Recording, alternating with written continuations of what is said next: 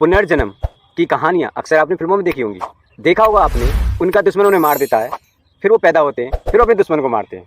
लेकिन हकीकत की बात करें तो इससे कोई दूर दूर तक वास्ता नहीं होता। लेकिन कुछ धर्म है पुनर्जन्म पर बिलीव करते हैं, लेकिन सब लोग नहीं करते हैं।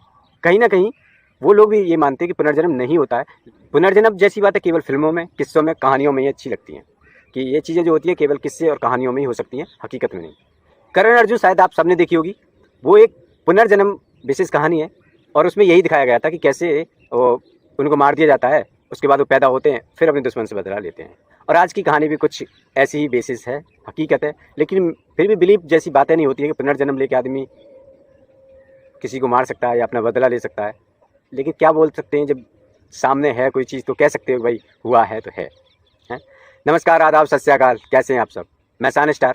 आज हम जो कहानी लेकर हाजिर हुए हैं पुनर्जन्म पर ही आधारित है। तेलंगाना प्रदेश में एक गांव है चिल्लूपुर। चिल्लूपुर जो गांव है उसमें एक छोटी सी जनसंख्या है, 500 करीब लोग रहते हैं। बहुत छोटा गांव है। उस गांव में एक मध्यम वर्ग परिवार रहता है। उसकी एक बेटी है। जो बेटी का बाप था वो अपनी बेटी को रोज़ मंदिर ले जाता था ताकि बेटी के अंदर थोड़ा सुकून रहे, सुकून बना रहे। एक दिन बेटी मंदिर गई हुई थी, अचानक से उसके सर पे घंटा गिर गया। मतलब मंदिर वाला जो घंटा होता है वो गिर गया। उसके सर से खून निकला और वो बेहोश हो गई। इस हालात में उसको हॉस्पिटल में भर्ती कराया गया। उसके बाद जब वो होश में आती है तो उसका सबसे पहला सवाल जो अक्सर फिल्मों में होता है कि मैं कहाँ हूँ।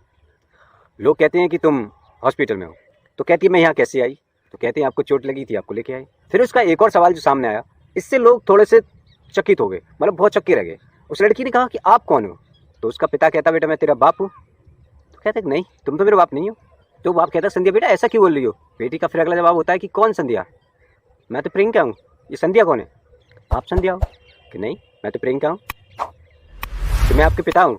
डॉक्टर भी हैरान होता है, आखिर इसका नाम जब लिखाया गया था तो संध्या लिखाया गया था, संध्या बताया गया था, लेकिन लड़की अपना नाम प्रियंका बता रही है। जाहिर सी बात है, जो कोई दूसरा नाम बताए और कोई दूसरा नाम निकले तो शक होता है दूसरे बंदे पे जो उसे भर्ती कराता है। डॉक्टर को तो जाहिर सी बात है बाप पे शक होना था। तो डॉक्टर ने उससे पूछताछ की तो कहा, बाप ने कहा कि डॉक्टर साहब बात ऐसी है कि ये बचपन से ही अंधेरे से बड़ी डरती थी, जीने पे चढ़ने से घबराती थी, और ये कभी कभी सपने में बोलती थी कि विक्रम सर मुझे मत मारो, मुझे मत मारो, मुझे मत मारो।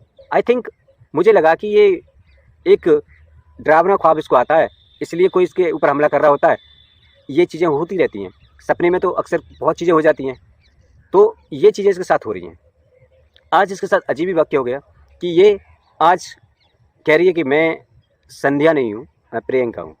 डॉक्टर भी सुन के थोड़ा हैरान होता है कि इम्पॉसिबल, मतलब पुनर्जन्म तो नहीं हो सकता। डॉक्टर तो वैसे भी नहीं मानते। उसको आईने के सामने लाया जाता तो लड़की एकदम बौखला जाती, कहती कि मैं तो ये नहीं हूँ, मैं तो बेहद ही खूबसूरत थी, बेहद ही खूबसूरत रही हूँ, और मैं तो एक एमएनसी कंपनी में जॉब करती हूँ। एमएनसी कंपनी, तो वहाँ के जो स्थलीय लोग होते हैं, जो गांव के लोग होते हैं, वो थोड़ा हैरान हो जाते हैं। तो बाप पेशेंस के साथ काम लेता है और उससे पूछता है कि बेटा सही से बताओ हुआ क्या था। तो कहती है कि मैं जब अपनी पढ़ाई कंप्लीट करके मेरी जॉब लगी थी कि एमएनसी कंपनी में, तो वहाँ जो मेरा बॉस था विक्रम, वो कहीं ना कहीं मुझे चाहने लगा। वो मुझे आए दिन मेरे ये चीज़ें मेरे साथ करने लगा। मैं नई नई कंपनी ज्वाइन की थी तो मैं इसका विरोध भी नहीं कर पा रही थी सही से, और तो मैं कंपनी भी नहीं छोड़ना चाह रही थी। लेकिन ये हरकतें जब बढ़ती गई तो मैंने ऊपर वाले अधिकारियों से शिकायत करी। तब जाके उसने सार्वजनिक माफ़ी मांगी और मामला नॉर्मल सा होने लगा। एक दिन एक फ़ाइल देता हुआ वो कहता है कि प्रियंका आज हमारे यहाँ बर्थडे पार्टी है और आप हमारे घर में ज़रूर आइएगा और ये फ़ाइल ज़रूर लेके आइएगा। हम तुम्हें ये आपका जो प्रमोशन है रुका हुआ है उसको हम आगे बढ़ाते हैं। तो प्रियंका बड़ी खुश हो जाती है, मुझे प्रमोशन होगा। मैं घर जाती हूँ तो देखती कि वहाँ कोई नहीं होता है, उसके ना माँ बाप होते हैं ना कोई नहीं होता है। मैं जैसे ही घर पहुँचती तो मेरे साथ ज़बरदस्ती करने की कोशिश करता है। तो जब प्रियंका चीख रही होती है तो वहाँ की आवाज़ चार दीवारी से बहुत दूर तक जाने लगी। वो इतनी तेज़ चीखने लगी कि उसकी चार दीवारी से बाहर तक आवाज़ जाने लगी। तो उसने क्या किया, विक्रम ने तकिया से उसके मुंह पे रख दिया और वो तड़पने लगी। और वो जब तक तड़पी कि जब तक मर ना गई। उसके दम निकलने के बाद उसकी लाश को वो बाहर तो नहीं ले जा सकता था। उसने क्या किया, आंगन में ही गड्ढा खोदा और उस लाश को वहीं दफन कर दिया। ये बात उसके बाप ने इत्मीनान के साथ सुनी और उसको लेकर वहाँ गया जहाँ उसके पहले जन्म हुआ था। लेके गया, जो उसकी माँ थी पहली वाली, वो जब सारी बातें सुनती है बड़ी हैरान हो जाती है। जब हैरान होती है तो पुलिस की मदद ली जाती है, क्योंकि वो लोग भी थक चुके थे अपनी बेटी की रिपोर्ट लिखा के, और अचानक से इस तरह गायब हो जाना ये बहुत बड़ी बात थी।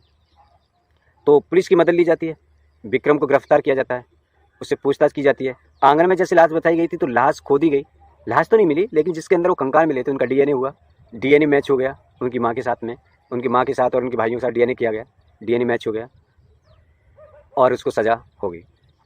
और विक्रम को सजा होगी। फर्स्ट ऑफ ऑल तो दोस्तों ये कहानी सुनाने का मकसद किसी का दिल दुखाना नहीं है, किसी की भावना के साथ खेलना नहीं है, केवल जागरूक करना है कि किसी भी कीमत पर जुल्म ना करें। जुल्म कभी नहीं छिपता है। देखो विक्रम का कितना सातिर जुल्म था, पुलिस नहीं पकड़ पाई, कोई और नहीं पकड़ पाया, घर में लाश छानबीन रही, उसको इल्म तक नहीं किसी को देना कि चोर कोई ना कोई सबूत जरूर छोड़ के जाता है। अब उस बंदे ने तो कोई सबूत ही नहीं छोड़ा था, लेकिन किस्मत देखो, बंदे ने पुनर्जन्म लिया, उसको फिर फंसा दिया।